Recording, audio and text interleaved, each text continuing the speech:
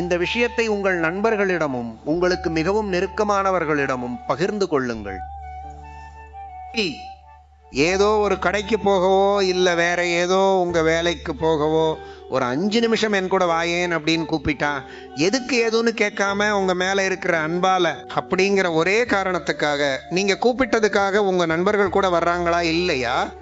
நண்பர்களே, அதே மாதிரி அந்த அன்பை பயன்படுத்திக்கிட்டு, அதே நம்பிக்கை, அதே தயவுதாட்சண்யத்தை பயன்படுத்திக்கிட்டு கோவிலுக்கு போகலாம் வாங்க.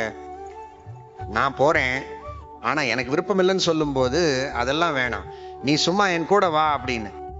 அவனுக்கு கடவுள் மேல் பக்தி வந்திருக்கிறதா அல்லது இல்லையா? அன்பு இருக்கோ இல்லையோ, உங்க மேல கண்டிப்பா அன்பு இருக்கு, உங்க நட்பு இருக்கு, உங்க மேல நம்பிக்கை இருக்கு. அதுக்காக அவன் இறங்கி வருவான். ஒரு 2 நாளைக்கு உங்க கூட இருந்து சாமி கும்பிட்டு பிரகாரத்தை சுத்தி வந்தா அந்த சூழல் அவனை பாதிக்கும். அங்குள்ள பக்தர்கள் எவ்வாறு பக்தி செய்கிறார்கள் என்பதை அவன் பார்க்கிறான். அவங்க பக்தியோட செஞ்ச சேவைக்கு கிடைச்ச பலன்களை பத்தி அவங்க பேசிட்டு இருக்கிறது இவனோட காதுல வந்து விழுறது. இவனுக்கும் ஒரு நம்பிக்கை வருது, தானும் சேவை செய்யணும்னு தர்ம வழியில வர்றதுக்கு வாய்ப்பு இருக்கு.